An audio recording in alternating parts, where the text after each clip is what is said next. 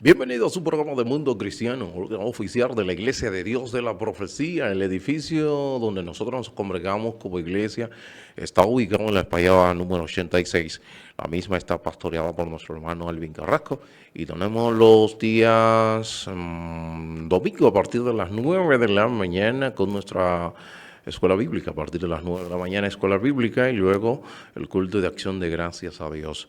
El día martes con verdades bíblicas, y los días jueves, culto de exaltación y gloria a nuestro Dios. Para este jueves, el día pasado estuve un cruce ahí de información, pero para este jueves hay un panel de el Ministerio de Música y Adoración para hablar con relación a lo que es la música en la adoración, y hay preguntas que se estarán exponiendo, se estarán dando para que usted pueda entonces, en base a esas preguntas que se estén realizando, van a haber respuestas. Entonces estamos para ser edificados en este día, y así que ya ustedes saben. Señores, también recuerde Cumbre Global de Liderazgo para el mes de diciembre, 14 y 15.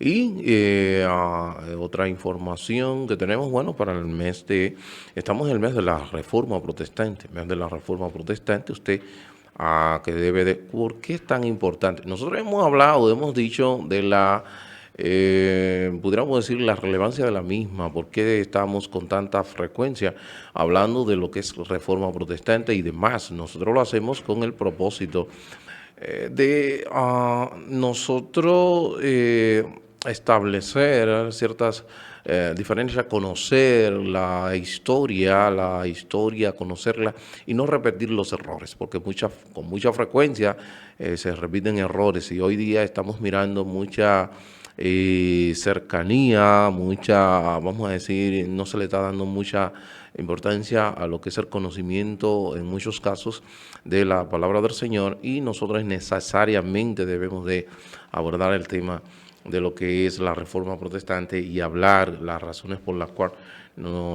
por qué se dio a cabo este movimiento. Dicho sea de paso, usado fue el mismo Dios que provocó este movimiento, usando al hombre, obviamente, usando al hombre para mover y que el Evangelio nosotros podamos conocerlo, nosotros podamos, que pueda llegar a nuestras manos. Estas Biblias que han llegado a nuestras manos, como la Biblia primera, que fue, vamos a decir, traducida completamente al idioma español, que es la Casiodoro de Reina, que fue la traducción de esa Biblia, la Biblia de el oso, esa Biblia, primera Biblia, para el año 1569, más o menos, si mal no recuerdo. Esa es la primera traducción de la Biblia, y luego entonces viene la revisión 20 años después, vaya para el 1600 y tanto. Entonces viene ya luego 20 años después, la revisión de Cipriano de Valera, y por eso es la combinación de nombres.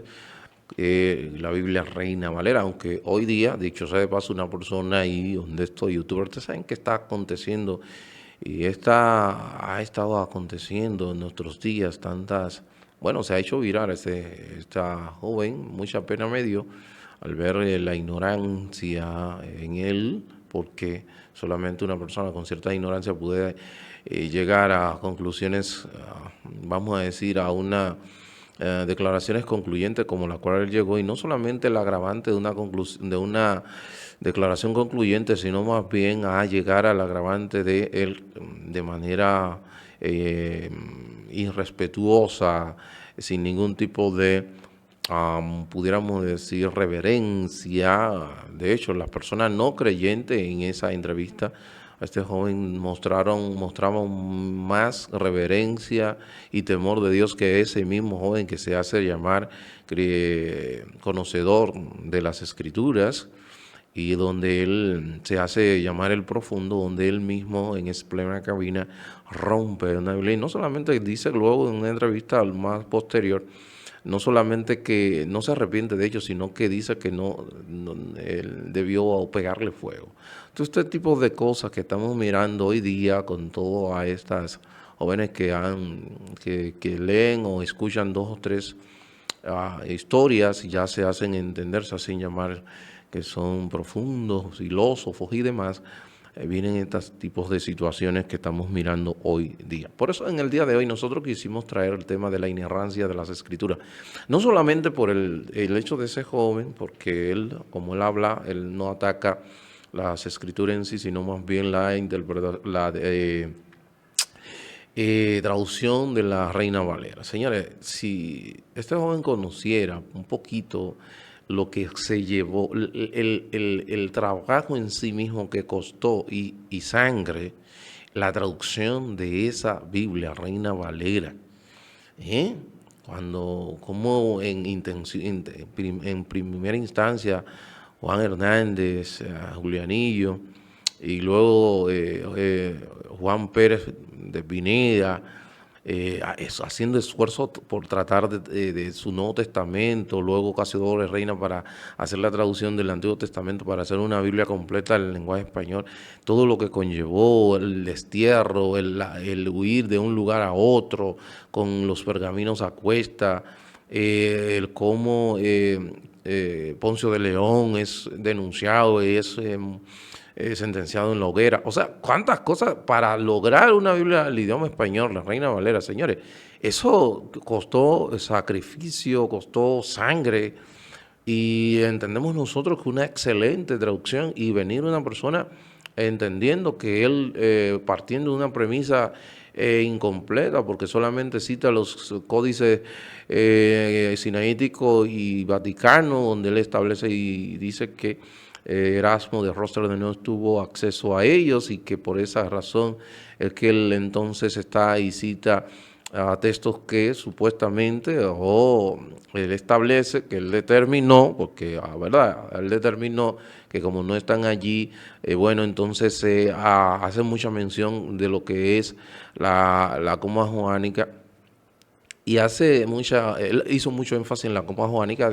Cuando hablamos de coma joánica, está hablando de la coma joánica, se está refiriendo a una adección de un texto, o mejor decir, un versículo, según él establece del versículo 7 del capítulo 5 de la primera carta de Juan.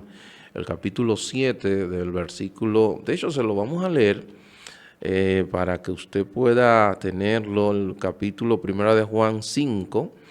Vamos a ir allá, Primera de Juan, y ahí es Juan 5, vamos a ir del 1 al 7, vamos a leerla allí para que ustedes vean, pero vamos a leer específicamente el que está en cuestión y de los señalamientos que él hace, y específicamente se basó en ese y en otro, y también de Marcos 16, del 10 del 9 al 20, también estuvo hablando, y todas esas cosas que entendemos nosotros, y él entonces hace referencia. Cuando habla de coma joánica, está hablando de la coma joánica, se está refiriendo a esa adicción de que se entiende que ese el versículo 7 no se encuentra en los códices sinaítico y vaticano, que son los más antiguos, ¿verdad? Pero hay otros códices como el siriaco, que es una antigua traducción. Dicho sea de paso, la traducción de los bardenses, estamos hablando del 1700, ¿qué 1700? Para los bardenses, Pedro Bardo, que fue un precursor de la Reforma, estamos hablando del 1174, óigase bien, 1174, que todavía Martín Lutero ni pensaba aparecer en escena, y estamos hablando de los bardenses cuando hacen su primera traducción, que Pedro Bardo fue un adinerado, hacendado en ese momento, bien adinerado, y que él toma su riqueza y de una manera, vamos a decir, desprendida, su esfuerzo lo lleva a la traducción, a financiar la traducción de la Biblia al idioma del pueblo. Y esa traducción de los bardenses se encuentra en lo que hoy muchos señalan específicamente. Ustedes saben que todas estas, específicamente en el siglo XIX, cuando viene lo que es la crítica textual, ha venido señalando cosas como estas. Y entonces en la crítica textual ellos hablan de que ese versículo 7 de Primera de Juan capítulo 5 no se encuentra en eso. Pero sí, nos vamos a las cartas de los padres de la iglesia, revisamos a esa traducción de los bardenses, revisamos la traducción siriaca, la traducción del códice siriaco, o sea que vamos a entender, estaremos viendo que ahí sí aparece. Entonces él parte de una premisa de que como no aparecen esos códices que más antiguos, entonces le da por sentado de que es una adicción que se hizo posteriormente. Entonces, cuando ahí donde entra que nosotros refutamos esa, vamos a decir, osadía de parte de este joven que con, vamos a decir, misericordia miramos su accionar, no porque la Biblia en sí misma tenga un poder místico que vaya a dañarle, porque el poder de la palabra se encuentra en su entendimiento. El poder de la Biblia radica en el entendimiento de la misma. No es que en sí mismo, en sus letras en sí, tienen un poder que va a hacer y no va a dañar, pero sí esa acción, condenamos esa acción hecha por este joven que fue muy irreverente, no fue correcta, no fue adecuada. En el día de hoy, nosotros en inerrancia de las Escrituras, eso es el tema que estaremos hablando, de la inerrancia de las Escrituras, y no solamente vamos a señalar el punto del joven, a este irrespeto que le hace a esa traducción de la Reina Valera, sino también otras, en los círculos académicos donde se está moviendo también el lenguaje de la palabra del Señor, el lenguaje bíblico. Oígase bien, se está ahí hablando del lenguaje inclusivo en centros académicos, en la teología contemporánea, o sea que hay un ataque frontal contra la Escritura. Óigase bien, el ataque es hacia las Escrituras, un ataque frontal, y eso entendemos nosotros. Siempre la Escritura ha estado bajo ataque y en este tiempo va a seguir bajo ataque lo que es la palabra de Dios, y no va a ser destruida, porque este texto es un texto, esta Biblia es un libro eterno, no es un libro que está sujeto a los tiempos, es un libro que es fuera del tiempo y es un libro que es supracultural. Entonces, la inerrancia de las Escrituras es el tema que vamos a hablar en pinceladas rapidito allí, que dice de la manera siguiente. Vamos a tomar una definición de inerrancia, una definición con relación a la inerrancia de las Escrituras. Dice que la inerrancia aquí, cuando todas las cosas sean conocidas y puestas a la luz, se demostrará que las escrituras originales de la Biblia no contienen errores alguno, no contienen errores alguno en ninguna área, ya sea en la relación a la doctrina bíblica, histórica, ciencia, geografía, biología o cualquier otra disciplina del conocimiento. Entonces, nosotros decimos, ¿por qué no puede errar? Porque la inerrancia de las Escrituras. Tito 1.2 nos da aquí un dato interesantísimo que nos dice, en la esperanza de la vida eterna, la cual Dios, que no miente, prometió desde antes del principio de los siglos. O sea, una de las argumentos para establecer de que no hay errores, es infalible e inerrante, es porque Dios no miente. Porque hoy día también se habla de la inerrancia parcial. Eso no es correcto tampoco, no hay inerrancia parcial. La inerrancia es total, no contiene ningún error, ni en doctrina, ni en biología, ni en ciencia, ningún tipo de, pudiéramos decir, en áreas donde la Biblia hace señalamiento, no hay errores alguno. Y este joven decía, inclusive, que había más de 30,000 errores que él, según él establecía que tenía la palabra, traducción de la Reina Valera. Entonces, ¿qué dice? Vamos a ver algunos pensamientos de algunos padres de la iglesia. con relación a la inerrancia de la Biblia. La inerrancia de la Biblia, mire, Justino Martín, que era para el año de 165, refiriéndose a los evangelios, él dijo que ellos son la voz de Dios. No debemos asumir que su lenguaje procede de los hombres que fueron inspirados, sino de la palabra divina que los movió. El lenguaje mismo no dependía de los hombres que terminaron escribiendo, sino de Dios que los movió a escribir lo que escribieron. E Irineo decía en el año 202 que la Biblia está libre de cualquier falsedad y estamos seguros de que las Escrituras son perfectas, ya que ellas fueron habladas por la palabra de Dios y por su Espíritu.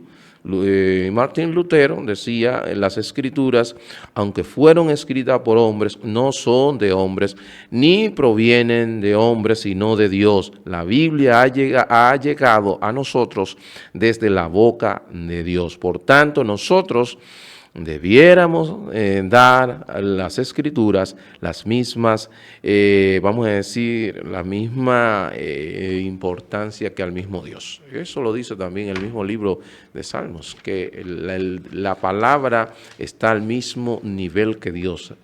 Al mismo nivel Él ha elevado su palabra. Entonces, eso es lo que estamos mirando. Pero, ¿qué estamos viendo? Que a través de, ahora ejemplo, en lo que es la teología contemporánea. La teología contemporánea está considerando el lenguaje inclusivo para que sea abrazado y usado por los maestros y pastores del presente tiempo, de este 2020, de este presente tiempo. Y ellos recomiendan, dice aquí, y cito, el lenguaje inclusivo en la interpretación bíblica.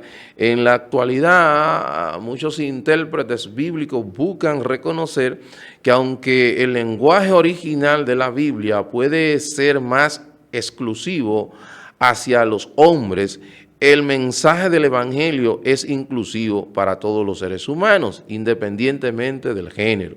Entonces, ellos están estableciendo aquí que para que puedan entender a nivel de seminario, un seminario conocido que muchos de nuestros pastores están en él, establecen que ese lenguaje en el cual fue escrita la Biblia fue un lenguaje que está dominado por el genérico masculino, porque las personas, los hombres, o los más de 40 hombres, específicamente 44 hombres de 3 continentes, en aproximadamente 1500 años que escribieron la Biblia, eran hombres que fueron, vamos a decir, su patrón de pensamiento estaba conformado por lo que es el patriarcado. Obviamente que al estar, ese es el argumento de ellos, al estar su patrón de pensamiento, vamos a decir, dominado por el lenguaje patriarcal, obviamente que cuando escriben de una manera patriarcal y prácticamente enfocada en lo que es el masculino.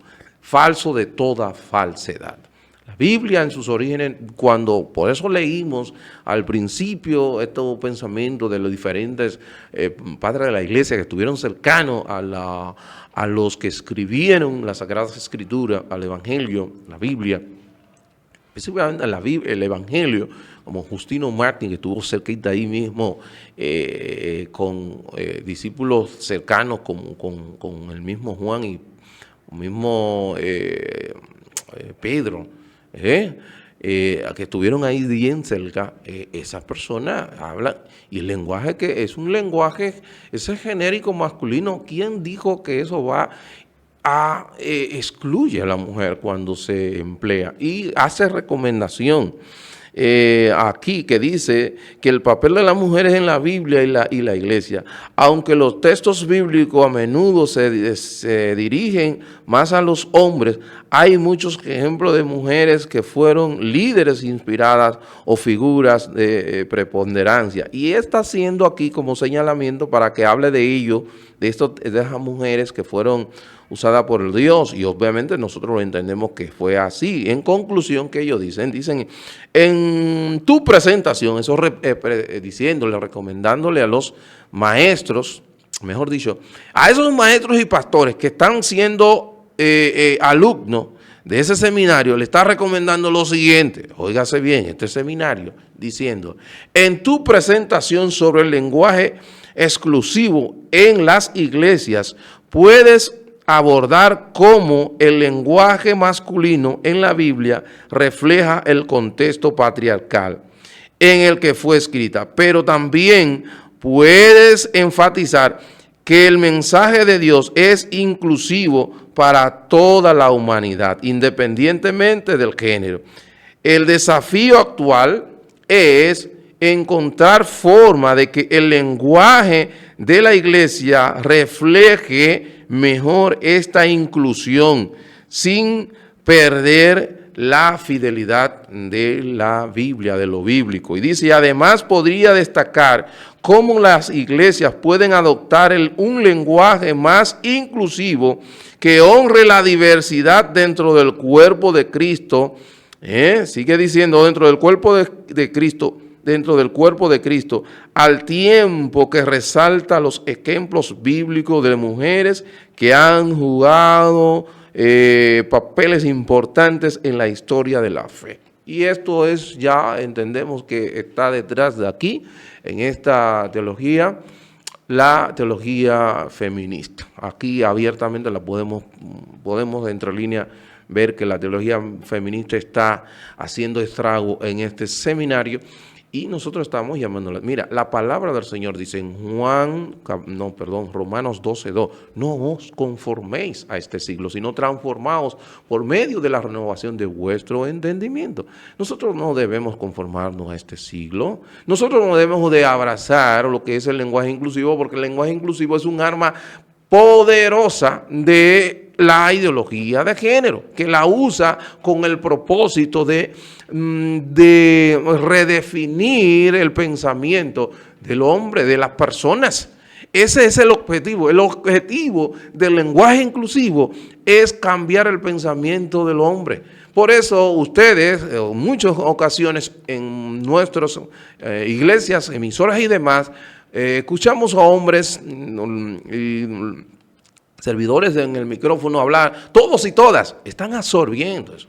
La gramática, cuando se le preguntó a Vargas Llosa con relación que qué le opinaba del lenguaje inclusivo, él comenzó a reírse porque le dijo, es un completo disparate, de manera literal lo dijo, que es un completo disparate el lenguaje inclusivo y que eso no tiene ningún tipo de, vamos a decir, arraigo lógico. No hay logicidad en ese lenguaje inclusivo. Entonces, debemos de tener cuenta esto. La inerrancia de las escrituras no contiene errores ninguno.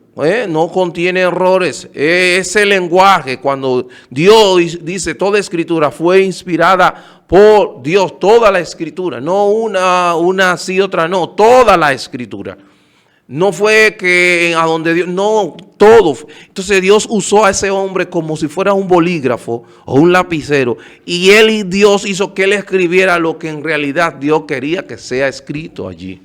Oiga, entonces cuando usted habla y dice como que el hombre incidió en esa escritura patriarcal del momento, porque su patrón de pensamiento estaba dominado por el pensamiento patriarcal, entonces usted está diciendo que el hombre incidió, vamos a decir, en lo que Dios escribió. Pues entonces hay pudiera haber entonces ¿quién fue que?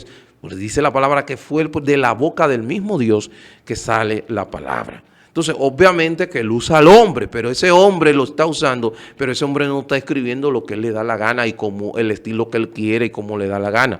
De ninguna manera. Fue controlado, dirigido por el mismo Espíritu de Dios que quería que escribiera lo que se escribió allí. O sea que ese lenguaje está allí. Así como Dios quiso que se escribiera, es que debe de continuar. Y no debemos de abrazar la idea de que la Biblia está escrita en un lenguaje exclusivo. El Evangelio es inclusivo, pero también es exclusivo. Porque en el sentido que es exclusivo, es que no hay otro camino para llevarme a Dios que no es Cristo. Porque eso dice Juan 14:6. Yo soy el camino, la verdad y la vida, y nadie viene al Padre sino por mí. Y también no hay forma de que podamos llegar por otra vía a Dios que no sea por medio del Evangelio. Por eso es exclusivo, por eso es inclusivo, porque a todos, no importando raza, color o credo, se le presenta el mensaje de salvación. Si tu amigo no ha conocido al Señor, yo te presento a Cristo como único y suficiente Salvador. Tú estás en un estatus, si no te has arrepentido, que te encuentras, si te vas en este momento, te estará en condenación eterna. Por eso te recomiendo a Cristo como único y suficiente Salvador. Dios le bendiga, Dios le guarde. Para su amigo y hermano Arturo Peguero, ha sido un placer. Mañana Los Caballeros con un tema tan interesante como este.